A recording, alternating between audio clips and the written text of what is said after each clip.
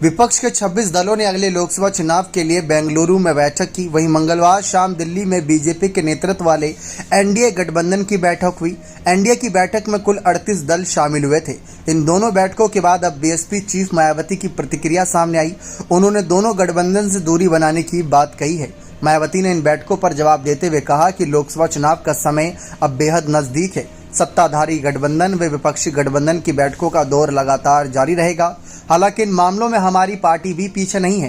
एक तरफ सत्ता पक्ष एनडीए अपनी पूर्ण बहुमत की सरकार बनाने की दलीलें दे रही है, तो दूसरी तरफ विपक्षी गठबंधन सत्ताधारी को मात देने के लिए कार्य कर रही है और इसमें बीएसपी भी पीछे नहीं है। यानी बीएसपी एनडीए को हराने के लिए आगे आएगी, लेकिन वो इंडिया के साथ नहीं रहेगी। यानी जो विपक्षी गठबंधन का नाम दिया गया है इंडिया, उसके साथ नहीं रहेगी, अकेले हराएगी।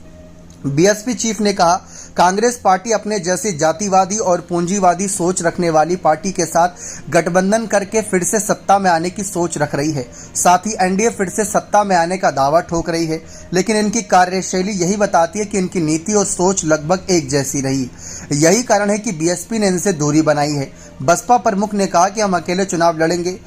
हम राजस्थान, मध्य प्रदेश, छत्तीसगढ़, तेलंगाना में अपने दम पर चुनाव लड़ेंगे और हरियाणा, पंजाब और अन्य राज्यों में हम राज्य के क्षेत्रीय दलों के साथ चुनाव लड़ सकते हैं।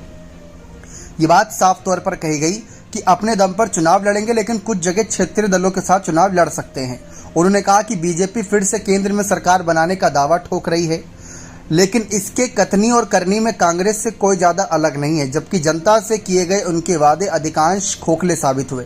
वैसे भी कांग्रेस और बीजेपी दोनों के बने गठबंधन की ओर अब तक के सरकारों की कार्यशैली यही बताती है कि इनकी नीति, नीयत और सोच सभी के लिए एक जैसी नहीं रही।